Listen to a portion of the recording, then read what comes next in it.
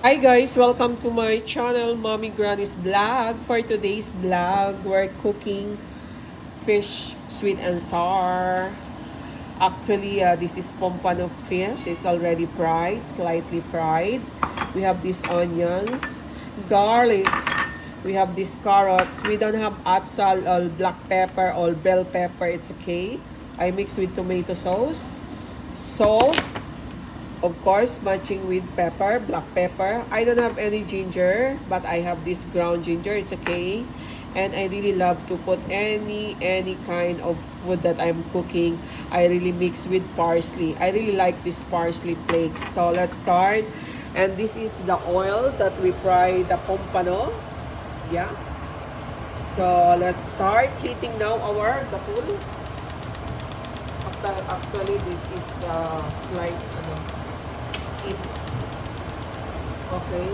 Luwag yan. Luwag. Hawak ko ang beets. Hawak ko ang beets. Painitin muna natin yan. Guys, dito tayo nagprito kanina. Ayan guys, mainit-init na. Ating garlic. Medyo di pa ganun kainit, pero it's okay.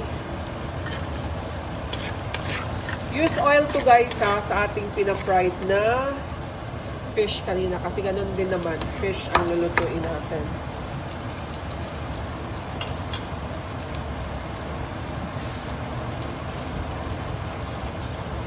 Lagyan din natin mamaya ng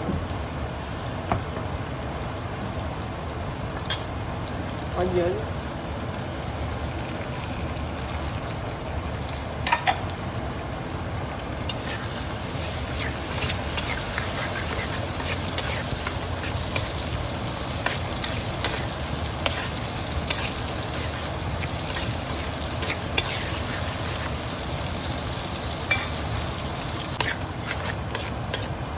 So since guys, luto na po yung ating fish, ang lulutuin na lang natin ang ating carrots. Later na natin i-drop ang ating fish. Pag ready to taste na, kung may lasa na. Wala tayong bell pepper guys, wala rin tayong pineapple chunks, but it's okay.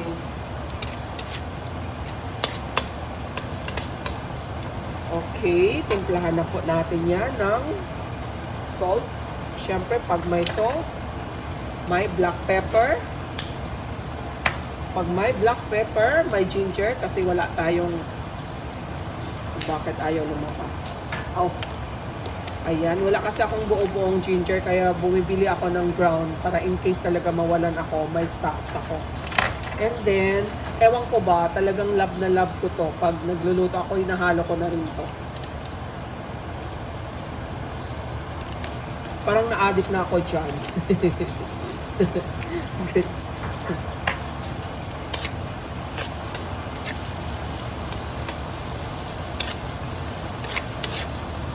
Saglit lang to guys kasi luto na yung ating fish. Kailangan malasahan lang natin to at maluto lang ang carrots.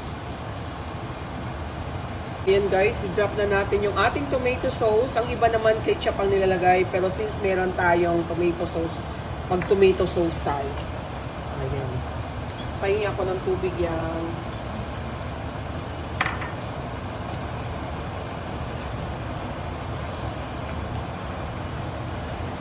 Maging practical tayo guys. Bago natin to itapon, dito na natin ilalagay ang tubig. Charot. Para naman mas ano ko pa yung tirang lasa dito ng tomato sauce. O, diba?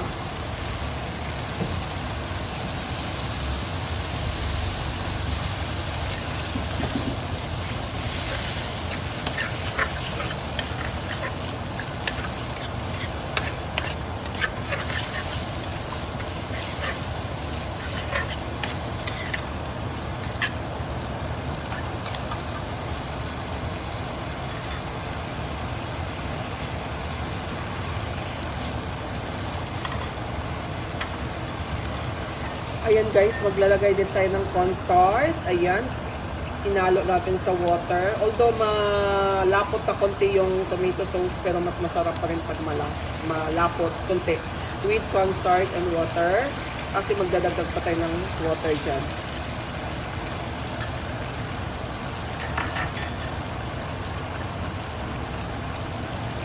So, ang panglaban natin sa sweet is sugar.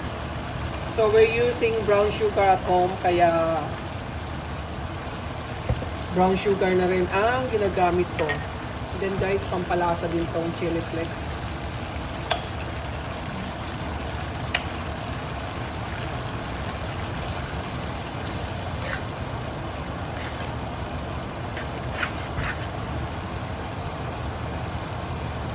Dagdag pa tayo ng water.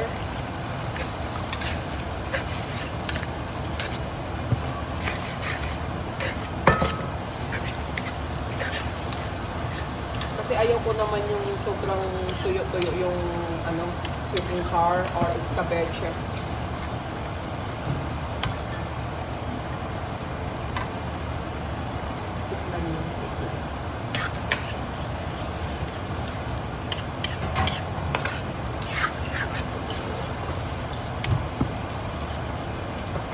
Medyo marami-rami yung fish natin, kaya konting water pa.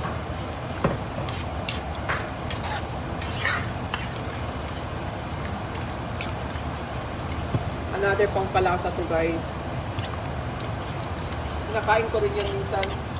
Basta medyo malata-lata na siya. Durog-durog na. Okay. Okay. Parang napadami ko ng cornstarch. Dagdag tayo ulit ng water. Okay, there you go. This is it, pancit.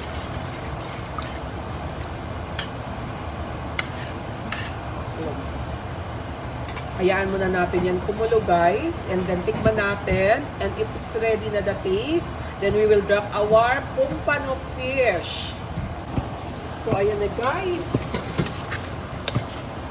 Lutong-luto na yung ating sauce. And it's time to drop our pompano fish. But before that, I'm going to taste. Sarap. Sarap-sarap. Ah, sarap-sarap.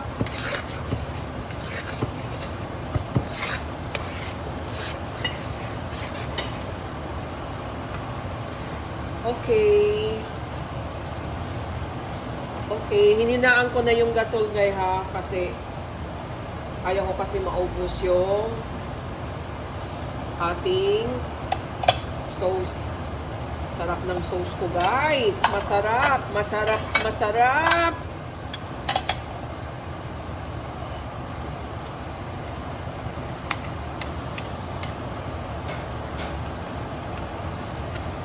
Yan.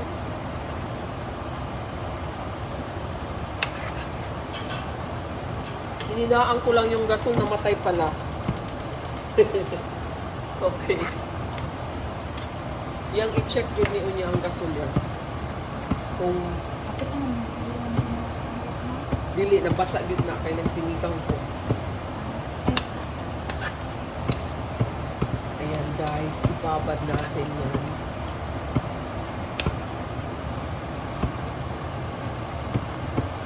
Another ipog.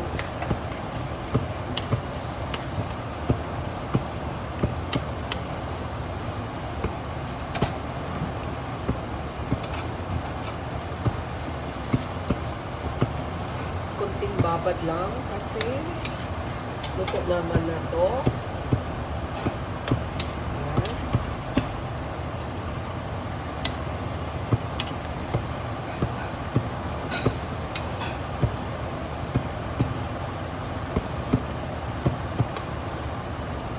Oh, diba guys, may sauce pa. Sabi ko sa inyo eh. Sabi ko sa inyo eh. Yang pagprito sa fish na ay ni salt. Okay. So, ayan guys. That's it. Yan oh, sarap-sarap na oh. Yun oh. Ayan na oh. Yummy yummy na oh in my tummy oh. Yun. Ayan. Ayan, ayan.